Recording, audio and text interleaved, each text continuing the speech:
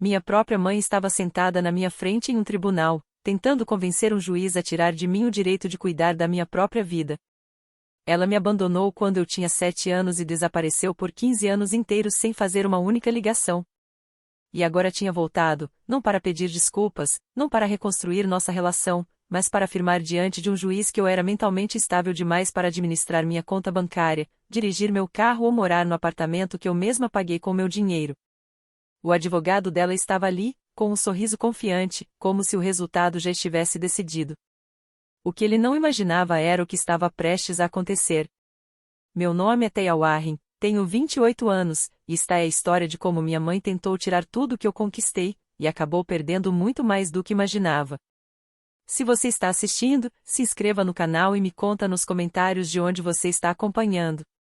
Agora deixe eu voltar um pouco no tempo, até a manhã de uma terça-feira, quando meu telefone tocou e uma voz que eu não ouvi havia 15 anos disse: "Oi, querida, é a mamãe." Era uma terça-feira de março. Eu estava encostada no balcão da cozinha, colocando café em uma garrafa térmica, quando meu celular vibrou. Número desconhecido, código de área da Virgínia, mas não era da minha cidade. Quase deixei tocar até parar. Recebo chamadas de spam pelo menos 2 vezes por semana. Mesmo assim, algo que até hoje não sei explicar me fez atender. "Oi, querida, é a mamãe." A garrafa térmica escorregou da minha mão. O café se espalhou pelo balcão. Eu não me mexi para limpar. Na verdade, não consegui me mexer. A última vez que ouvi aquela voz eu tinha 7 anos. Estava descalça, parada na varanda da casa da minha avó, vendo um sedã azul sair da garagem. Ela não acenou. Não olhou para trás. Apenas foi embora. E, por 21 anos, essa foi a última coisa que minha mãe me deixou: a imagem das luzes traseiras do carro desaparecendo na rua. Agora ela estava ao telefone, com a voz tremendo. Dizia coisas como: "Eu sei que não mereço, eu só queria te ver, eu mudei, Teia. Eu prometo." Eu não disse nada. Não porque estivesse sendo forte, mas porque minha garganta simplesmente travou. Ela continuou falando para preencher o silêncio. Disse que agora morava 2 horas ao sul. Disse que tinha se casado de novo. Disse que queria consertar as coisas. Repetiu isso 4 vezes. Eu desliguei sem responder. Minhas mãos estavam tremendo. Não era tristeza. Era algo mais próximo de um alerta. Como um alarme de incêndio disparando em um quarto que você achava que estava vazio. Coloquei o telefone na mesa, limpei o balcão e peguei a garrafa térmica. Nesse momento, meu laptop emitiu um som de notificação. Um e-mail automático do meu banco. Alerta de crédito. Alteração significativa detectada em sua conta. Meu score tinha caído 90 pontos de uma noite para outra. Fiquei olhando para a tela. Depois olhei para o celular. 2 acontecimentos na mesma manhã. E eu não acredito em coincidências. Deixa eu explicar melhor. Eu cresci em uma casa pequena na Maple Ridge Road, a uns 40 minutos de Charlottesville. A casa era da minha avó, Ruth Warren, a mulher que me criou depois que minha mãe foi embora. Dona Beckett, esse era o nome dela antes de se casar novamente, saiu de casa em uma quinta-feira. Eu me lembro disso porque a vovó Ruth tinha acabado de fazer carne assada, algo que ela só preparava às quintas-feiras. Eu estava sentada à mesa desenhando cavalos quando a porta da frente abriu e fechou. Quando levantei os olhos, vi minha mãe levando uma mala em direção a um carro que eu nunca tinha visto, dirigido por um homem que eu também nunca tinha conhecido. A vovó Ruth não correu atrás dela. Em vez disso, me pegou no colo, apoiou no quadril e disse com calma: "Agora você vai ficar comigo, querida." E, na verdade, aquilo não foi algo ruim. Ela estava certa. Ruth Warren trabalhou por 30 anos como contadora no escritório do cartório do condado. Ela não era rica, mas era uma pessoa estável e responsável. Guardava cada recibo, organizava todos os documentos e nunca perdia um prazo de imposto. Foi ela quem me ensinou que dinheiro não é algo para correr atrás de forma desesperada, mas algo que deve ser tratado com respeito e cuidado. Graças a muito esforço, consegui uma bolsa de estudos na Universidade da Virgínia. Me formei em finanças e consegui um emprego como analista financeira em uma empresa de médio porte em Charlottesville. Com minhas economias, comprei um Honda Civic usado e comecei a pagar o financiamento de um pequeno apartamento de um quarto, com um plano de 15 anos. Então, 2 anos atrás, a vovó Ruth faleceu. Câncer no pâncreas. Rápido e cruel. Ela deixou para minha casa na Maple Ridge, a conta poupança dela cerca de $120.000 e um arquivo de metal que ficava no armário do corredor. Ali dentro estava tudo: minha certidão de nascimento, meu número de seguridade social, documentos de seguro antigos, históricos escolares. A vovó Ruth guardava absolutamente tudo no mesmo lugar. Ela confiava mais no mundo do que talvez deveria, e alguém sabia exatamente onde aquele arquivo ficava.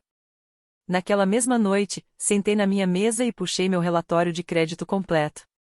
O que vi fez meu estômago afundar. Minha pontuação, que eu tinha levado 6 anos para construir até chegar a 780, agora estava em 520. Havia 4 cartões de crédito que eu nunca abri. Um cartão de loja de departamento de um estado que eu nunca visitei. Um pequeno empréstimo pessoal feito 3 anos atrás. No total, a dívida em meu nome chegava a $43.000. Algumas dessas contas existiam havia quase 10 anos. Um dos cartões tinha sido aberto quando eu tinha 18 anos, exatamente no ano em que comecei a faculdade. Eu nunca tive cartão de crédito que não fosse emitido pelo meu próprio banco. Liguei para o birô de crédito. A mulher do outro lado da linha me explicou todo o processo de contestação, mas também avisou que poderia levar meses. Cada conta teria que ser investigada separadamente, e eu ainda precisaria registrar reclamações nas 3 agências de crédito. Meses. $43.000 no meu nome, e a melhor solução que podiam me oferecer era esperar meses. Na manhã seguinte, no trabalho, contei tudo para Claire Aldridge. Claire é contadora certificada e trabalha 2 cubículos depois do meu. Também é a pessoa mais próxima de uma melhor amiga que eu tenho. Ela ouviu tudo sem me interromper, e isso já me fez perceber que a situação era realmente séria. Claire só fica em silêncio quando está fazendo contas na cabeça. Quando terminei de falar, ela não disse "sinto muito" nem "isso é terrível". Em vez disso, disse: 4 cartões ao longo de 10 anos. Isso não parece vazamento de dados, Teia. Parece que alguém tem o seu número de seguridade social, e tem há muito tempo. Ela me olhou por cima da mesa e perguntou: quem tinha acesso aos seus documentos quando você era criança? Eu abri a boca para responder, mas não saiu nada. Então pensei no arquivo de metal no armário do corredor da casa da vovó Ruth. Aquele que guardava tudo. O mesmo que ficava na casa onde minha mãe cresceu. A casa que minha mãe conhecia melhor do que qualquer outra pessoa. 3 dias depois, Dona apareceu no meu escritório. Eu estava na minha mesa revisando um relatório trimestral quando a recepcionista ligou para minha extensão. Tem uma mulher aqui no saguão dizendo que é sua mãe. Eu me levantei e fui até a recepção. E lá estava ela. Dona estava parada perto do balcão, usando uma blusa bem passada e brincos de pérola, enxugando os olhos com um lenço de papel. Parecia mais velha, mais magra, mas muito bem arrumada. O tipo de mulher que, à primeira vista, faria qualquer um sentir pena. Assim que me viu, atravessou o saguão rapidamente e me abraçou. "Oh, Teia, minha filha." A voz dela falhou na medida certa para que a recepcionista e 2 colegas que passavam pelo corredor pudessem ouvir. Eu não retribuí o abraço. Fiquei parada, esperando até que ela me soltasse. Depois disso, ela puxou uma cadeira para perto e começou a falar sem parar. Disse que tinha mudado. Disse que estava arrependida. Contou que tinha encontrado Deus, encontrado estabilidade e também um bom homem. O nome dele era Greg, e ele estava esperando no carro. Também mencionou que tinha uma filha chamada Joselyn, de 22 anos. Sua irmã, Teia. Você tem uma irmã. Eu apenas assenti. Falei o mínimo possível. Então vieram as perguntas. Primeiro, as pequenas. Onde eu morava? Que tipo de carro eu dirigia? Depois vieram as maiores. Se a vovó Ruth tinha deixado alguma coisa para mim. A casa. As economias. Enquanto ela perguntava, eu observava seu rosto. Os olhos dela passeavam pelo meu crachá, pelo meu escritório visível através da porta de vidro, pelos meus sapatos. Era como se estivesse fazendo um inventário. Eu ouvi falar da casa por um primo, ela disse quando percebeu que eu não ia responder. Só queria ter certeza de que você está bem. Eu me levantei. Preciso voltar ao trabalho, dona. Ela piscou, claramente incomodada com o nome. Não, mãe. Dona. Eu vim até seu escritório, ela disse em voz baixa. Isso não significa nada? Significa que você queria plateia, respondi. Da próxima vez, ligue antes. Naquele fim de semana, eu dirigi até a casa da vovó Ruth, na Maple Ridge. A chave reserva ainda estava escondida debaixo do terceiro vaso de flores. Quando entrei, a casa tinha cheiro de poeira e de produto de limpeza com limão como se ainda carregasse o fantasma da rotina de sábado de Ruth Warren. Fui direto ao armário do corredor e abri o arquivo de metal. Algo estava estranho. As pastas estavam ligeiramente fora de ordem. A vovó Ruth organizava tudo em ordem alfabética por categoria banco, seguros, médico, impostos. Agora, a pasta de seguros estava atrás da de impostos. Pode parecer um detalhe pequeno, mas Ruth Warren nunca arquivou nada errado em toda a vida. Peguei o envelope marcado como Seguridade Social TEA. Ele estava aberto. Não rasgado, mas cuidadosamente cortado na parte de cima e depois dobrado de volta. O cartão ainda estava dentro, mas alguém tinha manuseado aquilo. Sentei no chão do corredor e liguei para minha prima Pam. 3 meses atrás você comentou que uma mulher apareceu perguntando sobre a casa. O que exatamente ela disse? Pam me contou que uma mulher chamada Dona tinha batido na porta dela, se apresentado como filha da Ruth e perguntado se a casa já tinha sido vendida. Pam disse que não achou nada estranho na hora. A mulher parecia simpática e comentou que sentia saudade da mãe. Depois que desliguei, Claire e eu decidimos investigar mais a fundo os cartões de crédito fraudulentos. Os endereços de cobrança apareciam alternando entre 3 lugares diferentes. 3 cidades onde Dona tinha morado ao longo da última década. Um dos endereços era uma caixa postal no sul da Virgínia. Outro era um apartamento na Carolina do Norte. O terceiro ficava no Tennessee e mais tarde eu descobriria que aquele endereço pertencia a Greg. Mas ainda havia mais. No fundo do arquivo de metal, dentro de uma pasta que a vovó Ruth havia marcado como pessoal, encontrei uma carta. A letra era da Dona, de muitos anos atrás. Eu reconheci imediatamente. Era a mesma caligrafia dos cartões de aniversário que ela me enviava quando eu era pequena, até eu completar 5 anos. A carta dizia: Mãe, eu preciso de $5.000. Por favor. Estou desesperada. A vovó Ruth nunca tinha me contado sobre aquela carta. E também nunca mandou o dinheiro. Na segunda-feira seguinte, o envelope registrado chegou pelo correio. Assinei o recebimento na caixa de correio do prédio achando que fosse algo relacionado à contestação do meu crédito. Não era. Era do Tribunal do Condado.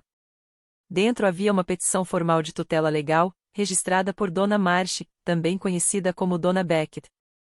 No documento, ela solicitava ser nomeada minha guardiã legal de mim, Thea Warren, 28 anos, alegando que eu não tinha capacidade mental e cognitiva para administrar meus próprios assuntos financeiros devido a uma suposta instabilidade psicológica após uma perda emocional significativa. Li aquilo 2 vezes. Depois uma terceira. Anexado ao processo havia uma avaliação psiquiátrica assinada por um tal Dr. Raymond P., afirmando que eu demonstrava fragilidade emocional, julgamento prejudicado e incapacidade de tomar decisões financeiras responsáveis. Eu nunca tinha conhecido esse tal Dr. Raymond P. Nunca tinha sido avaliada por nenhum psiquiatra. O representante legal da petição estava listado como Gregory Marsh, advogado marido da dona. E o pedido era completo. Controle total das minhas contas bancárias. Administração da propriedade que herdei. Autoridade sobre o documento do meu carro. Supervisão de todas as minhas decisões financeiras. Tudo. Ela queria absolutamente tudo. Eu liguei para Marcus Bell. Ele é um advogado de direito de família que trabalhou em Charlottesville por mais de 30 anos. Mais importante do que isso, ele era amigo da vovó Ruth. Os dois frequentavam a mesma igreja, e foi ele quem cuidou do testamento dela. Marcus ouviu enquanto eu lia a petição pelo telefone. Quando terminei, houve um silêncio. Não era um silêncio qualquer. Era aquele tipo de pausa em que uma pessoa calma escolhe as palavras com muito cuidado. Então ele disse: Teia, isso não é um caso comum de tutela. Isso é uma tentativa de tomar seu patrimônio, só que escrita em linguagem jurídica. Ele me explicou que a audiência estava marcada para dali a 6 semanas. Também disse que precisaríamos de provas concretas. E então falou algo que fez os pelos do meu braço se arrepiarem. Não deixe a dona saber que você está se preparando. Nenhuma palavra. Alguns dias depois, Joselyn entrou em contato comigo pelo Instagram. O perfil dela era cheio de selfies e frases motivacionais, o tipo de conta que parece cuidadosamente montada para parecer inofensiva. A mensagem era simples. Oi, Teia. Eu sei que isso é meio estranho, mas eu adoraria conhecer minha irmã mais velha. Contra meu melhor julgamento, eu aceitei. Nos encontramos em uma cafeteria perto do campus. Ela tinha 22 anos, cabelos loiros, olhos brilhantes, usando um vestido de verão e um sorriso meio nervoso.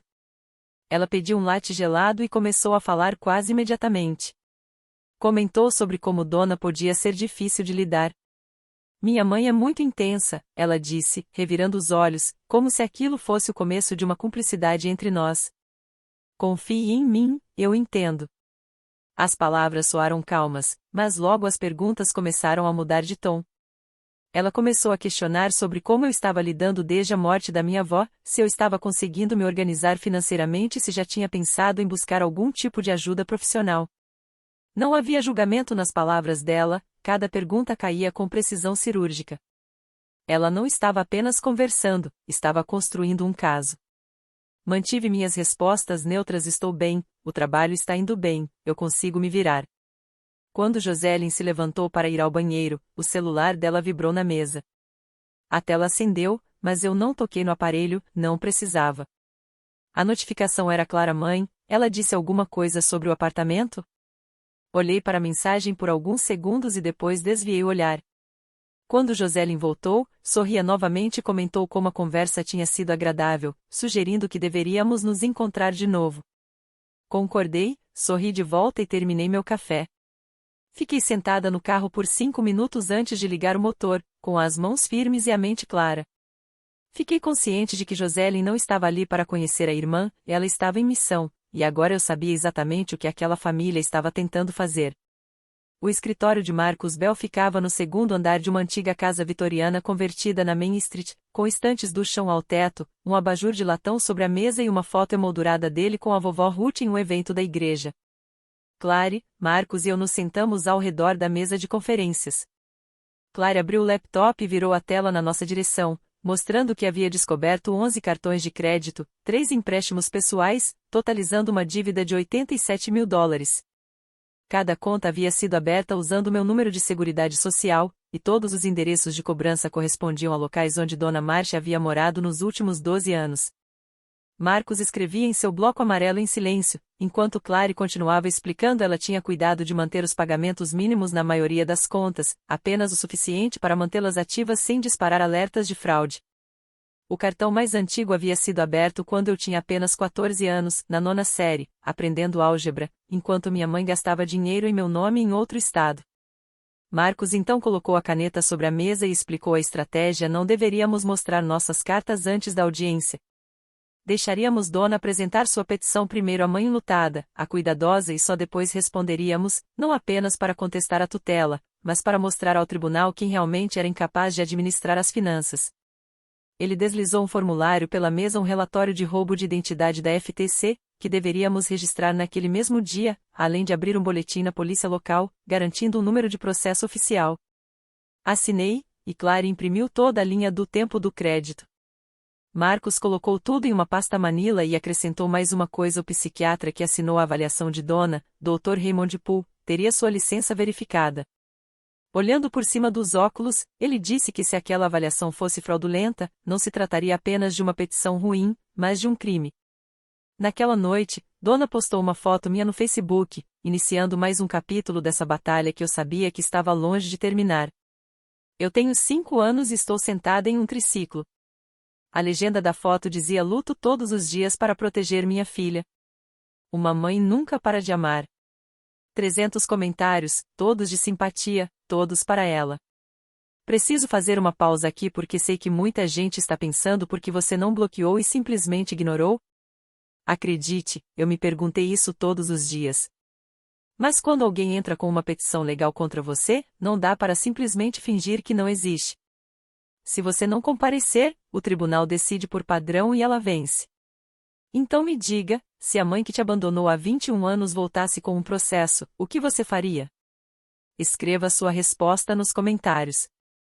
Voltando à história, o que aconteceu depois foi ainda pior. Nas 2 semanas seguintes, Dona lançou uma campanha. As postagens no Facebook continuaram, com fotos antigas minhas de bebê, longas legendas sobre a dor de uma mãe e orações para que eu recebesse a ajuda que precisava. Cada postagem era compartilhada por pessoas que eu nunca tinha visto, como se tivessem surgido do nada como a rede de apoio de Dona. Depois começaram as ligações. Minha prima de 2º grau, Linda, me ligou numa quinta-feira. Querida, sua mãe está destruída. Você não deixa ela te ajudar. Por que não fala com ela? Tentei explicar, mas Linda me interrompeu. Ela é sua mãe, Teia. Você só tem uma. 2 dias depois, meu senhorio me ligou, claramente desconfortável. Senhora Warren, recebi uma ligação de uma mulher dizendo que é sua mãe. Ela perguntou se você estava pagando o aluguel em dia. Disse que você está com problemas de saúde mental. Senti o chão balançar sob meus pés. Ela tinha ligado para o meu senhorio. Nunca perdi um pagamento, respondi. Ele disse que sabia, mas o desconforto na voz dele me mostrou que a semente já havia sido plantada. No trabalho, a situação piorou. Ouvi 2 colegas cochichando perto da copa sobre um caso de família. Quando entrei, eles ficaram em silêncio, mas um deles sorriu exageradamente e perguntou se eu queria café. Dona estava ligando para pessoas da minha vida, meus parentes, meu senhorio, provavelmente meus vizinhos, e dizendo que eu era instável. Ela não estava apenas preenchendo papelada, estava construindo uma narrativa de fora para dentro, garantindo que, quando chegássemos ao tribunal, todos já acreditassem na versão dela. E Marcos me avisou que eu não podia reagir publicamente. Qualquer coisa que eu dissesse online ou para familiares poderia ser distorcida e usada contra mim na audiência. Então, fiquei em silêncio, observando minha mãe reescrever minha vida em tempo real. Na quarta-feira à noite, Marcos me ligou. A voz dele era calma, mas dava para perceber a tensão por baixo. Eu encontrei algo sobre o Dr. P. O Dr. Raymond P., o psiquiatra que assinou a avaliação dizendo que você não tinha condições mentais, teve sua licença médica revogada há 2 anos pelo Conselho de Medicina da Virgínia. A razão era óbvia: ele havia fornecido avaliações psicológicas falsas para uso em processos legais. 3 queixas separadas, de 3 advogados diferentes, resultaram em sua condenação, sanção e na perda total de suas credenciais. Ele não podia mais exercer legalmente a profissão, dizia Marcos. Não podia assinar documentos médicos. Aquela avaliação que Dona havia submetido ao tribunal não tinha valor algum. Eu me sentei no sofá, o telefone colado ao ouvido, e deixei aquilo penetrar. Dona não tinha apenas encontrado um médico questionável, ela havia encontrado um profissional desacreditado, alguém disposto a escrever qualquer coisa que ela precisasse por um pagamento. Como ela o encontrou? Perguntei. Essa é a parte interessante, disse Marcos. Greg Marsh usou o Dr. Poole como testemunha pericial em uma disputa de propriedades 4 anos atrás, antes da licença dele ser revogada. Eles tinham um histórico. Greg, o marido advogado, o homem que redigiu a petição de tutela, escolheu o avaliador falso e ainda se sentou no tribunal como se tudo estivesse correto. Isso não foi Dona agindo sozinha, foi planejado. Greg forneceu a arquitetura legal, Dona forneceu a atuação, e eles procuraram um médico que endossasse qualquer história que precisassem. Marcos, perguntei, se eles falsificaram a avaliação, o que mais eles falsificaram? Ele ficou em silêncio por um instante e disse exatamente a pergunta que eu vou responder. Vou analisar cada documento da petição, cada assinatura, cada data. Desliguei o telefone e fiquei olhando para a parede. Minha mãe não tinha voltado apenas para roubar meu dinheiro, ela voltou com um plano. Uma semana antes da audiência, um envelope apareceu na minha caixa de correio. Sem remetente, escrito à mão. Abri na mesa da cozinha. 4 páginas frente e verso. Na caligrafia cursiva e circular de Dona, ela descrevia a agonia de estar separada do meu primogênito, noites sem dormir imaginando se eu estava segura, e pintava uma versão da nossa história em que ela foi forçada a partir por circunstâncias fora do meu controle. Ela dizia que a vovó Ruth me impediu de te ver. Ela estava culpando uma mulher morta, que não podia se defender. Entre as dobras, havia uma fotografia eu, com 4 anos, sentada em um banquinho na cozinha antiga, sorrindo para a câmera. Reconheci imediatamente, era do álbum da vovó Ruth, o mesmo que ficava na estante da casa da Maple Ridge. Dona deve tê-lo pego quando mexeu no arquivo. Então cheguei ao último parágrafo. A caligrafia apertou, o tom mudou. Se você me enfrentar no tribunal, todos vão saber que você rejeitou sua própria mãe. É esse tipo de pessoa que você quer ser, Thea? Pense bem. Li aquela linha 3 vezes. Não era um apelo, era uma ameaça. Ela assinou com amor, mamãe. Sublinhou a palavra amor 2 vezes, como se pressionar a caneta mais forte pudesse torná-la verdadeira. Examinei cada página, frente e verso, e enviei os scans por e-mail para Marcos, com uma linha para o arquivo. Porque havia algo que Dona não entendia sobre mim. Eu sou analista financeira. Meu trabalho é ler documentos, encontrar inconsistências e seguir os números até onde eles levam. Ela me escreveu uma carta de 4 páginas cheia de emoção, e tudo o que eu vi era evidência. A caligrafia correspondia à carta que ela havia enviado à vovó Ruth 8 anos atrás. A carta em que pedia $5.000. A mesma mão, a mesma mulher, o mesmo padrão. No sábado, dirigi até a Maple Ridge para buscar os últimos documentos que Marcos precisava. Ao virar a esquina da rua, meu peito apertou. O SUV prateado de Dona estava estacionado na entrada da casa. A porta da frente estava destrancada. Entrei e a encontrei na sala, passando a mão pelo mármore da lareira como se estivesse avaliando tudo. Greg estava junto à janela, braços cruzados, usando um blazer na casa da minha avó como se fosse uma exposição aberta. O que vocês estão fazendo aqui? Perguntei. Dona se virou. É aqui que eu cresci, Thea. Tenho todo o direito de estar aqui. Seu nome não está na escritura. O meu está. Greg deu um passo à frente e estendeu um documento, uma única página impressa em papel tamanho ofício. Assine isso, disse, um acordo de tutela voluntária, assim você não precisará ir ao tribunal. Cuidamos de tudo discretamente. Olhei para o papel, mas não toquei nele. Não. Greg inclinou a cabeça. Você vai se arrepender. Os tribunais não olham com bons olhos para mulheres jovens que recusam a ajuda da família. Dona começou a chorar como se tivesse aberto uma torneira. Por que você está tornando isso tão difícil? Estou tentando te proteger. Proteger de quê? Perguntei. Do meu próprio banco? Peguei meu telefone. Vou ligar para a linha não emergencial. Vocês podem esperar por eles ou podem ir embora. Greg colocou a mão no braço de Dona. Vamos. Nos vemos no tribunal. Eles saíram. Dona parou na porta, olhou para mim com os olhos molhados e a boca apertada, aquela expressão de quem achava que seria fácil e acabou de perceber que não seria. Depois que se foram, verifiquei o arquivo de metal. 2 pastas estavam mais finas do que antes. Minha segunda cópia da certidão de nascimento havia desaparecido. Tranquei a porta, troquei o código do teclado e liguei para Marcos. Clary trabalhou durante o fim de semana. Na segunda-feira, entrou no meu cubículo e colocou uma planilha impressa na minha mesa.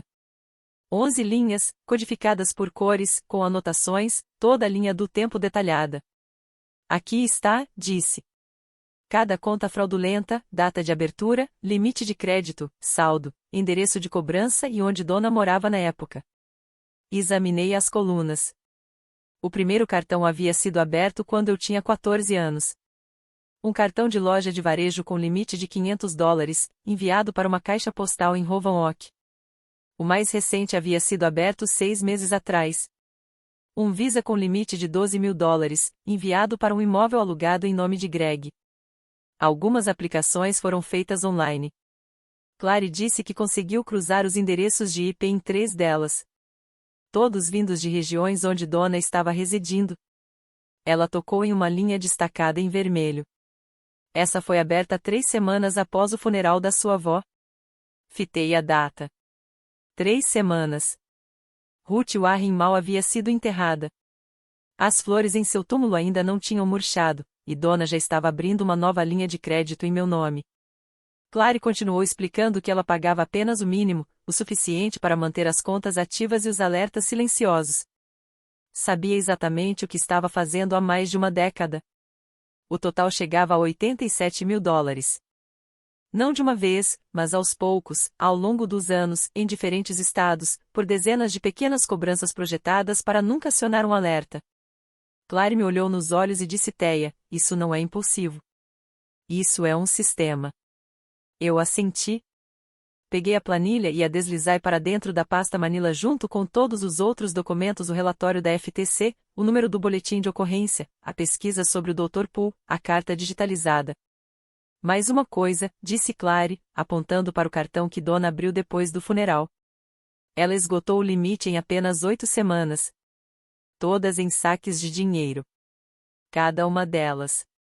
Na semana antes da audiência, comecei a sentir as paredes se fecharem. Minha prima Linda enviou uma mensagem de grupo para metade da família: por favor, orem por Teia. Ela está passando por um momento difícil e a mãe dela só quer ajudar. Fui incluída na conversa, mas não respondi. Na igreja da vovó Ruth, uma mulher que eu conheço desde os 12 anos me puxou de lado depois do culto. Dona veio aqui no domingo passado, ela sussurrou. Chorou o tempo todo.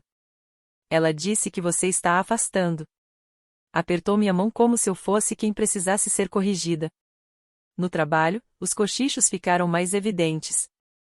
Pegava fragmentos na copa, no estacionamento, no elevador. Tribunal de família. A mãe dela entrou com alguma coisa. Ela está bem? Na quarta-feira, meu supervisor, um homem decente chamado Tom, me pediu para entrar em seu escritório. Fechou a porta. Teia, isso não é uma conversa disciplinar. Só quero saber se está tudo bem em casa. Eu soube imediatamente que Dona havia ligado para o escritório de novo ou alguém com quem ela conversou fez isso. Estou bem, Tom, disse. Estou lidando com um assunto familiar, legal. Não afeta meu trabalho. Ele assentiu, mas acrescentou: talvez tire alguns dias para clarear a cabeça. Ele não estava me demitindo, nem sendo rude. Mas a sugestão doeu como um tapa, porque significava que a história de Dona já havia alcançado todos os cantos da minha vida: minha família, minha igreja, meu trabalho. Ela não estava apenas me atacando no tribunal, estava garantindo que, quando chegássemos lá, o mundo ao meu redor já tivesse sido influenciado pela versão dela. Dirigi para casa naquela noite em silêncio. Sem rádio, sem ligações. Estacionei e fiquei sentada com o motor desligado. Marcos havia me dito para não falar nada, e eu não falei. Mas o silêncio começava a me custar. 4 dias antes da audiência, sentei no escritório de Marcos e o observei colocar tudo sobre a mesa de conferência, como um cirurgião preparando seus instrumentos. Basta uma avaliação psiquiátrica real minha, conduzida pela doutora Sarah Whitfield, psiquiatra certificada com licença ativa na Virgínia. Ela passou 90 minutos comigo. Sua conclusão foi clara: sem prejuízo cognitivo, sem instabilidade psicológica, sem evidência de capacidade diminuída. Na avaliação profissional dela, eu era completamente competente. Pasta 2: meus registros de emprego, declarações de imposto de renda e histórico de pagamentos. 6 anos de aluguel pago em dia, hipoteca em ordem, avaliações de desempenho usando palavras como minuciosa, confiável, exemplar. Pasta 3: o registro disciplinar do Dr. Raymond Poole. Licença revogada. Resumos de queixas ao Conselho de Medicina. Sua conexão com Greg Marsh. Pasta 4: a linha do tempo completa do roubo de identidade que Clary montou. 11 cartões. 3 empréstimos. $87.000.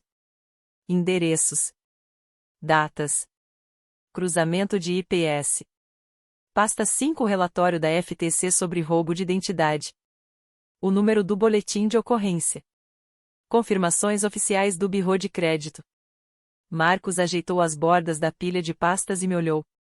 Não vamos entrar atirando.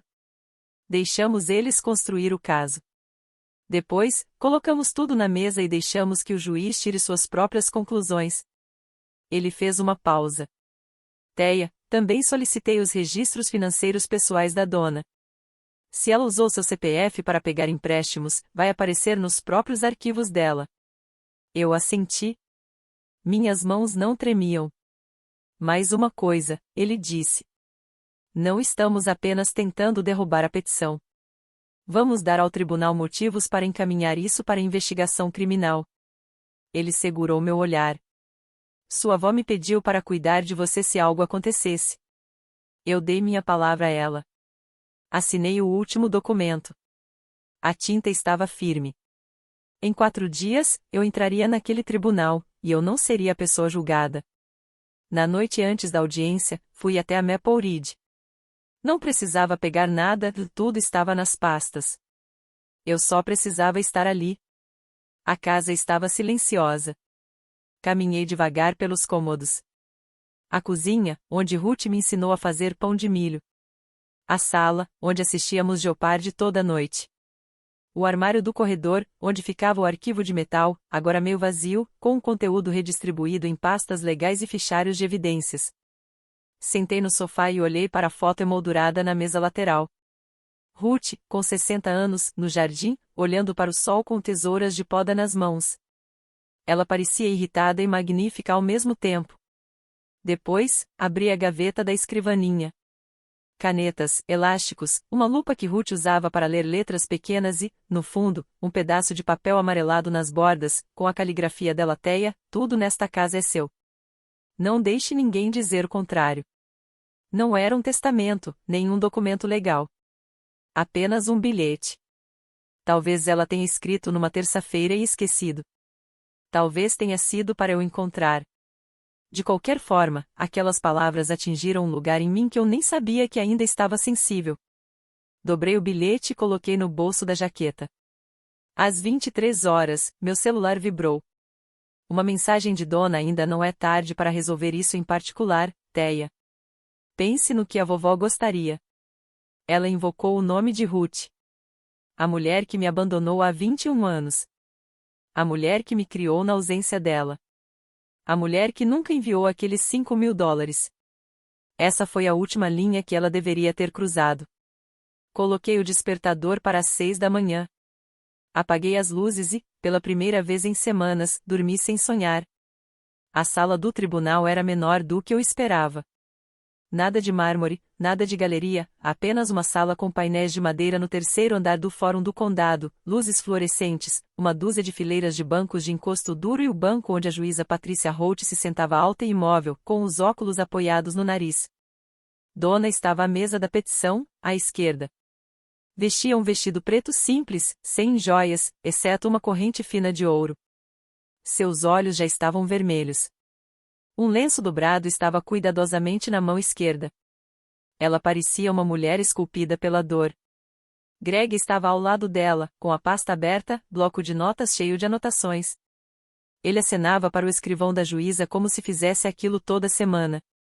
Atrás deles, na galeria, 4 pessoas que eu reconhecia de forma vaga, parentes distantes, pessoas do mundo de Dona, sentavam-se em um pequeno grupo, olhando para mim com aquela mistura de preocupação e julgamento que dizia que já haviam ouvido a história, a versão de Dona.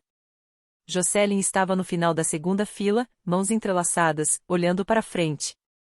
Entrei com Marcos. Vestia uma camisa branca de botões e calças escuras, cabelo preso para trás. Não carregava nada além de uma garrafa de água. Marcos carregava as pastas. A audiência começou. Greg se levantou primeiro. Falava com a cadência suave e ensaiada de quem vende calma como profissão. Excelência, minha cliente Dona Marcia é uma mãe dedicada que busca proteger sua filha adulta de decisões financeiras para as quais ela não está preparada. Após uma perda devastadora, Teia Warren tem exibido padrões de instabilidade que colocam seus bens e seu bem-estar em risco significativo. Ele apresentou a petição, apresentou a avaliação do Dr. P, e usou a palavra amor 3 vezes em 2 minutos. Então a juíza Holt se virou para mim. Senhora Warren, a senhora pode responder. Todos os olhos da sala se voltaram para nós. Marcos se levantou. Antes que ele pudesse começar, Greg chamou sua primeira testemunha. A peticionária chamou Jocelyn Marsh. Jocelyn foi até a cadeira das testemunhas como quem vai ao dentista rígida, ensaiada, evitando meu olhar. Greg a guiava com cuidado. Você pode descrever suas interações com sua irmã? Eu tentei me aproximar porque queria me conectar, disse Jocelyn. Olhou para a juíza, não para mim. Nos encontramos para tomar um café, mas ela estava desconfiada, hostil. Ficava perguntando por que eu estava lá, como se eu tivesse algum tipo de agenda. Mas isso não aconteceu. Ela disse algo que a preocupou sobre o estado mental dela? Jocelyn passou o lenço nos olhos. Ela disse que não confiava em ninguém, que sentia como se estivessem observando ela. Parecia paranoica. Eu não disse nada disso. Ela está decorando um roteiro. Quebrou meu coração, continua Jocelyn, com a voz trêmula, perfeita. Eu só queria uma irmã, mas ela me tratou como inimiga. Greg acena solenemente. Sem mais perguntas. A juíza Holt olha para Marcos. Contra-interrogatório. Marcos balança a cabeça uma vez. Não neste momento, meritíssima. Abordaremos esse testemunho em nossa resposta. Eu olho para ele, meu pulso disparado. Ele escreve uma palavra em seu bloco e o inclina na minha direção. Espere. Na galeria, os apoiadores de Dona murmuram. Uma mulher balança a cabeça em minha direção. Outra toca o ombro de Dona por trás. Jocelyn retorna ao seu assento. Ela lança um olhar para Dona. Dona lhe dá um pequeno aceno de aprovação, do tipo que um diretor dá a uma atriz que acertou o ponto exato. Eu permaneço imóvel. Minhas mãos estão planas sobre a mesa. Minha respiração está calma. Marcos não a confrontou. Ele deixou cada palavra dela permanecer. E eu começo a entender por que ele não está construindo uma defesa, ele está construindo uma armadilha. Dona sobe à tribuna em seguida. Ela passa o lenço nos olhos antes mesmo de falar. Eu sei que não estive presente para Teia quando ela era pequena, começa, com a voz fina e cuidadosamente controlada. E carregarei essa culpa pelo resto da minha vida. Ela conta ao tribunal que teve que partir por circunstâncias fora do seu controle. Insinua que a avó Ruth a impediu de me ver. Minha mãe me manteve afastada de Teia, diz, olhando para a juíza Holt com olhos úmidos e fixos. Escrevi cartas. Tentei ligar. Ela não permitiu. Ruth Warren não está aqui para responder, e Dona sabe disso. Ela me descreve como sobrecarregada e em dificuldade. Tenho tomado decisões financeiras erráticas desde a morte da Ruth, diz. Uma tutela não é sobre controle. É sobre intervir antes que algo terrível aconteça. Greg se levanta. A avaliação psiquiátrica confirma essas preocupações, meritíssima. O parecer do Dr. Poole está anexado ao nosso processo. A juíza Holt folheia os papéis. A sala está silenciosa, exceto pelo zumbido das luzes fluorescentes e o arranhar da caneta do escrivão. Na galeria, cabeças acenam. As pessoas de Dona compram cada palavra. Eu olho para minhas mãos, planas sobre a mesa, imóvel. A juíza Holt apoia o arquivo e se volta para Marcos. Advogado, sua resposta. É agora. Marcos se levanta lentamente. Abotou o paletó, coloca uma mão sobre a pilha de pastas à sua frente. Ele não se apressa. Meritíssima, gostaria de apresentar provas de que esta petição não é apenas infundada, mas faz parte de um esquema criminoso em andamento contra minha cliente. Os acenos na galeria param. A caneta de Greg congela no meio de uma anotação e Dona, pela primeira vez desde que a vi novamente, para de chorar. Marcos não eleva a voz. Não precisa. Antes de abordar o conteúdo da petição de tutela, ele diz: peço permissão ao tribunal para apresentar evidências contextuais sobre a credibilidade da peticionária e a legitimidade dos documentos perante Vossa Excelência. A juíza Holt acena. Prossiga. Marcos abre a primeira pasta. Meritíssima, esta é uma avaliação psiquiátrica completa da Sra. Teia Warren, realizada no mês passado pela doutora Sarah Whitfield, psiquiatra certificada com licença ativa no estado da Virgínia. Ele entrega o documento ao escrivão, que o repassa à juíza. A doutora Whitfield não encontrou nenhum comprometimento cognitivo, instabilidade emocional ou diminuição de capacidade de qualquer tipo. A senhora Warren é, em todos os aspectos mensuráveis, plenamente competente. Ele abre a segunda pasta. Estas são as declarações de imposto de renda da senhora Warren, registros de emprego e histórico de pagamentos ao longo de 6 anos. Aluguéis pagos em dia, hipoteca em situação regular, avaliações de desempenho consistentes. Esta não é uma mulher incapaz de gerenciar seus próprios assuntos. A juíza Holt lê silenciosamente. O tribunal está em absoluto silêncio. Marcos abre a terceira pasta. Ele não olha para a dona, olha para a juíza. Meritíssima, a avaliação apresentada pela peticionária foi assinada pelo Dr. Raymond P. Gostaria de registrar que a licença médica do Dr. P foi revogada há 2 anos pelo Conselho Médico da Virgínia por fornecer avaliações fabricadas em processos legais. A digitação do escrivão para. A juíza Holt tira os óculos. Greg se mexe na cadeira. Senhor Marsh, diz a juíza, olhando para ele, o senhor estava ciente de que a licença do Dr. Poole havia sido revogada? Greg limpa a garganta. Não estive envolvido na escolha do avaliador, meritíssima. Marcos fecha a pasta, mas isso é apenas o começo. Ele pega a quarta pasta, e eu vejo a cor sair do rosto de Greg. Marcos espalha a linha do tempo sobre a mesa do escrivão 11 páginas codificadas por cores, com datas, endereços e números de contas. Meritíssima, nas últimas 6 semanas, minha cliente descobriu que 11 cartões de crédito e 13 empréstimos pessoais foram abertos em seu nome usando seu número de seguridade social, sem seu conhecimento ou consentimento.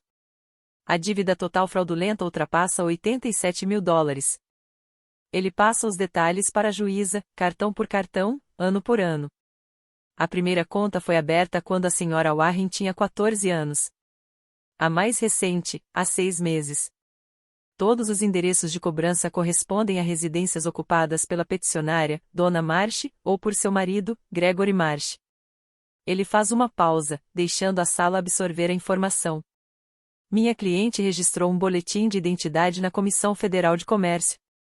Ela também registrou ocorrência junto à polícia local. Estes são os comprovantes oficiais dos buriais de crédito verificando as contas fraudulentas. Ele coloca cada documento diante da juíza, como se estivesse revelando cartas viradas para cima. A mulher que alega que minha cliente não consegue administrar suas finanças, diz Marcos, tem gerenciado ilegalmente essas mesmas finanças sem permissão por mais de uma década. Ouço uma inspiração afiada na galeria. Um dos parentes de Dona se inclina para a frente, boquiaberto. Dona permanece paralisada à mesa da peticionária. O lenço ainda está na mão dela, mas ela não o usa mais.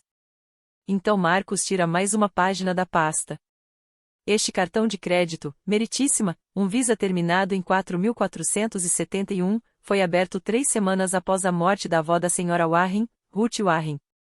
A juíza Holt ergue os olhos do documento. Olha para a dona. A sala está tão silenciosa que consigo ouvir o relógio na parede. 3 semanas, repete Marcos. As flores no túmulo ainda estavam frescas. A juíza Holt se volta para a dona. Senhora Marsh, a senhora pode se manifestar sobre essas alegações. A compostura de Dona se quebra. Não lentamente. De uma vez, como o gelo se partindo sob peso. Eu não sei nada sobre isso, diz ela. A voz perdeu aquele tremor ensaiado, agora é só crua. Alguém deve ter roubado minhas informações. Não fui eu. Marcos alcança a pasta sem dizer uma palavra. Tira 2 documentos e os segura lado a lado. Meritíssima, esta é uma carta escrita por Dona Marsh à sua mãe, Ruth Warren, aproximadamente 8 anos atrás, solicitando $5.000. Ele coloca no escrivão. E está a assinatura na aplicação para o cartão Visa fraudulento terminado em 4.471. Ele os posiciona lado a lado sobre a mesa do escrivão. A caligrafia é consistente. Respeitosamente, peço que o tribunal determine uma análise grafotécnica formal se houver alguma dúvida. Greg se levanta. Objeção. Relevância. A juíza Holt não olha para ele. Negado. Sente-se, Sr. Marsh. Dona se vira na cadeira. Não para a juíza, mas para mim. O rosto borrado de rímel e raiva. Eu sou sua mãe, grita ela. Tudo o que fiz, fiz porque não tive escolha. O oficial dá um passo à frente. A galeria fica rígida. Você me deve, Teia, assim como eu te dei a vida. Olho para ela do outro lado da sala. Minha voz está calma, clara, sem gritar. Você me deu a vida, digo. Depois você a deixou. Depois tentou tomar o que era meu. O martelo da juíza Holt bate uma vez. Ordem. Senhora Marsh, compose-se ou será retirada. Dona recua na cadeira. Na segunda fila, Joselyn olha para o colo. As mãos tremem. A mulher que havia tocado o ombro de Dona antes retirou a mão. Marcos ainda não terminou. Meritíssima, tenho um último ponto. Ele abre a última seção do arquivo. Durante nossa investigação, obtivemos os registros financeiros da peticionária via intimação. Neles, descobrimos que Gregory Marsh, marido da peticionária e representante legal neste processo, coassinou 2 dos empréstimos feitos usando o número de seguridade social roubado da senhora Warren. O tribunal silencia. O escrivão para de digitar. Até as luzes fluorescentes parecem se acalmar. A juíza Holt se inclina à frente. Senhor Marsh, isso procede? A boca de Greg se abre, se fecha, se abre de novo. Ele parece um homem que acabou de perceber que o chão sob seus pés desapareceu.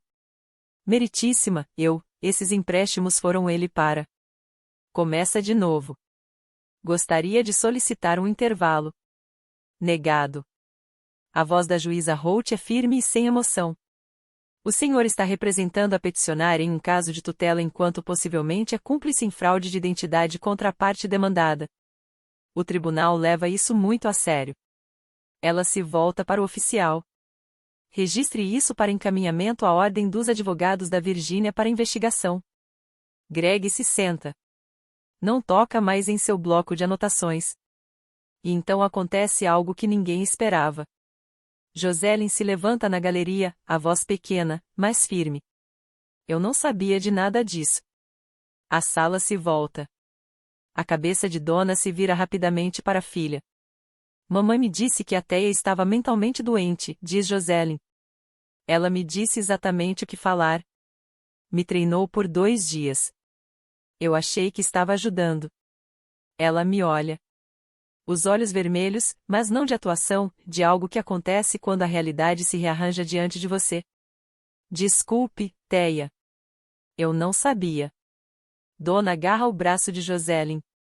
Sente-se agora mesmo. Joselyn se solta. O oficial se posiciona entre elas. A juíza Holt tira os óculos, os coloca sobre o banco, entrelaça as mãos e olha para a sala por um longo momento antes de falar. Este tribunal ouviu os testemunhos, revisou a petição e examinou as provas apresentadas por ambas as partes. Ela se volta para a Dona. Senhora Marsh, a petição de tutela sobre Teia Warren é negada em sua totalidade. A parte demandada demonstrou plena capacidade cognitiva, emocional e financeira. A avaliação apresentada em apoio à sua petição foi assinada por um médico cuja licença foi revogada, tornando-a inadmissível, e o testemunho de sua testemunha foi desmentido pela própria. Dona não se mexe. O lenço amassado ainda está em seu punho. Além disso, continua a juíza Holt, as evidências de roubo de identidade apresentadas pela parte demandada são extremamente preocupantes para este tribunal. Estou encaminhando todo o processo, relatórios de crédito, documentação de contas e resultados da investigação ao promotor do condado para análise criminal. Ela olha para Greg.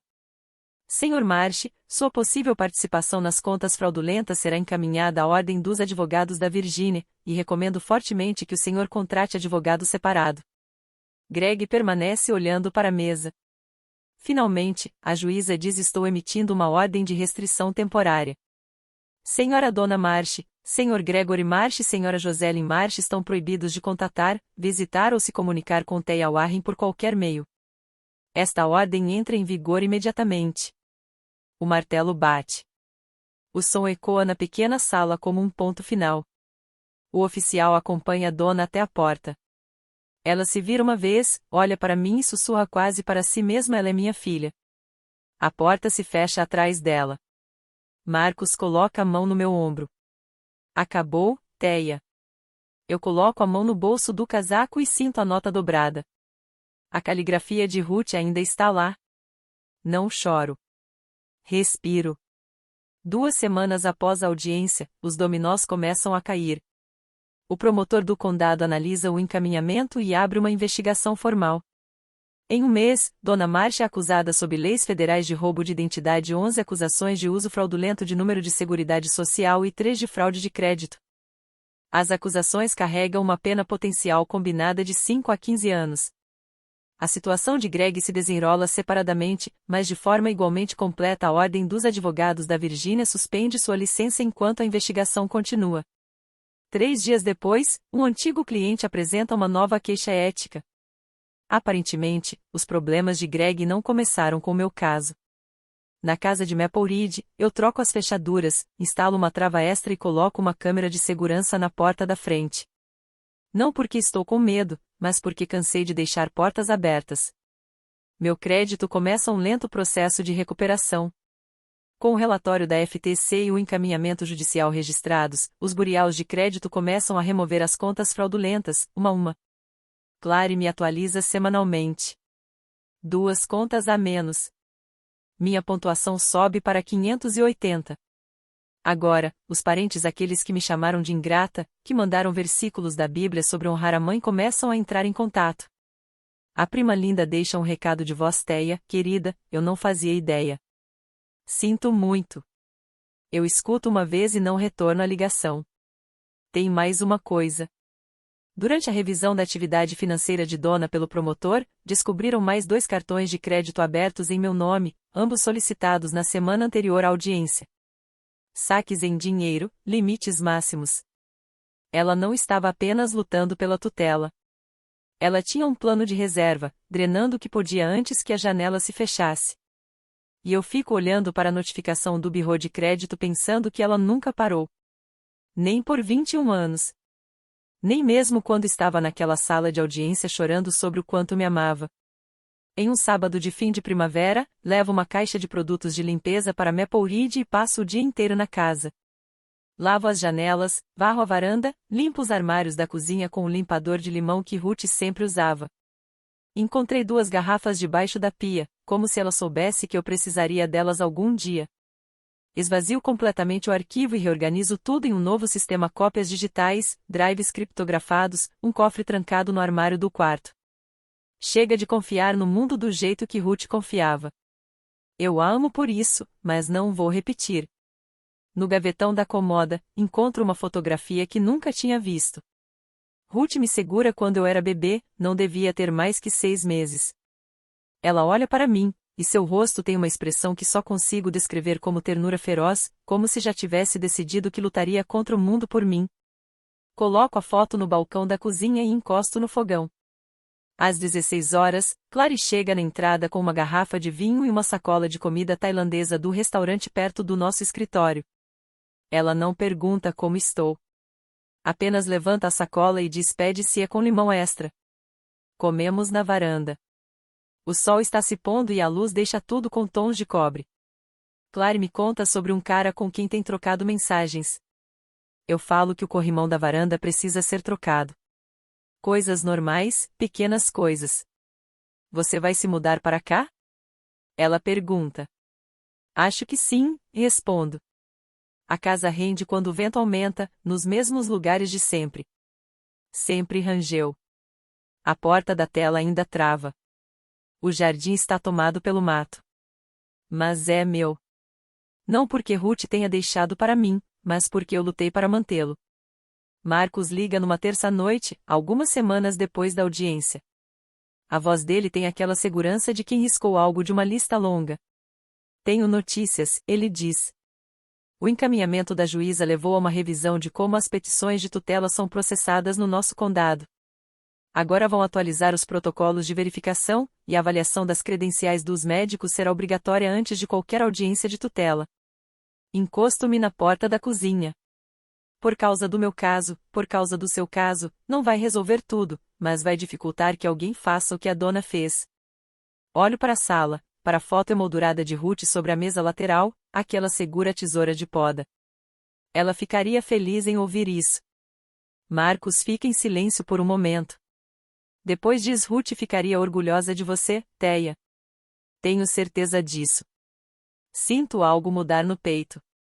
Não é tristeza, não é alívio, mas algo no meio termo, como uma porta se fechando suavemente atrás de mim. Marcos, obrigada por tudo. Não me agradeça, ele responde. Você se salvou. Eu apenas cumpri a promessa que fiz à sua avó. Depois que desligamos, fico um tempo no corredor. O arquivo está vazio agora, guardado no depósito. O corredor parece maior sem ele, mais limpo. Penso nas 2 regras de Ruth: trabalhe duro e nunca dependa de alguém que já mostrou que vai embora. Naquele momento, ela falava sobre a dona. Agora eu sei disso. Provavelmente ela sempre soube que esse dia chegaria. Talvez não os detalhes, mas a forma: uma mãe que se foi, uma filha que ficou e uma luta que sempre chegaria. Ela fez questão de me dar as ferramentas e de garantir que Marcos estivesse ao meu lado. Isso não é sorte. É amor. Amor que planeja. Quero dizer algo direto porque sei que alguns de vocês que estão assistindo agora estão passando por algo parecido. Quando alguém da sua família usa a palavra amor para justificar tomar seu dinheiro ou controlar suas decisões, isso não é amor. É manipulação. E você não deve sua liberdade a ninguém só porque compartilha DNA. Agora, tenho uma pergunta para vocês. Vocês acham que a Joselyn merece perdão? Ela mentiu no tribunal, mas também falou quando era importante. O que vocês fariam? Me contem nos comentários. Certo, é assim que a história termina. 6 meses depois, meu score de crédito é 720. Foram dezenas de ligações, 3 rodadas de disputas e uma pilha de papéis da FTC grande o suficiente para servir de batente de porta, mas todas as contas fraudulentas foram removidas. Todas. Meu nome está limpo de novo. Dona se declarou culpada. 3 anos de prisão federal. Restituição ordenada $87 mil. O advogado dela negociou a confissão para evitar o julgamento. Disseram que ela chorou na sala de audiências quando a sentença foi lida. Eu não estava lá. E nem precisava. Greg Marsh foi permanentemente desbarado pela Ordem dos Advogados da Virgínia. Pelo que ouvi, agora ele está vendendo imóveis na Carolina do Norte sem licença para advogar. Joselyn enviou um pedido de desculpas por escrito através do advogado dela. 2 páginas. Eu li. Soou sincero. Não respondi. Talvez um dia. Ainda não. Mudei de vez para a casa em Maple Ridge e aluguei meu antigo apartamento. Agora a hipoteca se paga sozinha. O jardim está recuperando metade do que era na época da Ruth, e eu mesmo troquei o corrimão da varanda. Claire ajudou, ela segurava as tábuas enquanto eu parafusava. Só discutimos 2 vezes sobre se estava nivelado. No trabalho, Tom, meu supervisor, me chamou de lado no meu primeiro dia de volta. Te devo um pedido de desculpas, disse ele. Deveria ter perguntado o que estava acontecendo antes de sugerir folga. Eu disse que estava tudo bem, e falei sério. As pessoas erram nas suposições, as que corrigem são as que valem a pena manter por perto. Congelei meu crédito permanentemente. Número de previdência social bloqueado. Cada conta monitorada. Ninguém abre nada em meu nome sem minha autorização explícita. Não falo com a dona. Não acompanho nada sobre o caso dela. Mudei de número e desativei todas as redes sociais pelas quais ela poderia me encontrar. A porta está fechada. Eu fechei. É um domingo de setembro e estou sentado na varanda em Maple Ridge. O ar cheira a grama cortada e há o primeiro toque do outono. Um copo de chá gelado está no corrimão e um livro no meu colo que ainda não abri. Às vezes, a varanda é suficiente. Vou até a pequena gaveta da mesinha lateral onde Ruth guardava os óculos de leitura e pego o papel que encontrei meses atrás. Já li centenas de vezes, mas desdobro de novo. Teia, tudo nesta casa é seu. Não deixe ninguém te dizer o contrário. Eu costumava pensar que ela falava da casa, das paredes, do telhado, do arquivo cheio de registros. Mas não era isso. Ela falava da vida dentro dela. Das manhãs que passei fazendo o dever de casa naquela mesa da cozinha. Das noites em que sentávamos nessas mesmas cadeiras ouvindo os grilos. Da versão de mim que ela construiu, pedaço por pedaço, com paciência, regras e aquele ensopado de quinta-feira. Isso sim é meu. Não a madeira ou o reboco, mas a base que ela plantou em mim. Levo o bilhete para a sala, coloco numa moldura pequena, daquelas de farmácia, por R$ 20, e penduro na parede ao lado da foto de Ruth, a da tesoura de poda. Elas ficam perfeitas juntas. Minha mãe me deu um nome. Minha avó me deu uma vida. E quando alguém tentou tirar ambos, eu escolhi manter o que realmente importava. Se você puder levar algo da minha história, que seja isto: quem te criou nem sempre compartilha seu sangue. Mas quem tentou te destruir não merece compartilhar sua vida. Obrigada por ficarem comigo até o fim. Essa história não foi fácil de contar, mas precisava ser ouvida. Se você está lutando agora para se proteger de alguém que deveria ter te protegido, lembre-se: estabelecer limites não é egoísmo, é sobrevivência. Se essa história significou algo para você, curta, se inscreva e ative as notificações para não perder o que vem a seguir. Na descrição tem outra história que vai te surpreender. Confie em mim, você vai querer ver. Te vejo no próximo vídeo.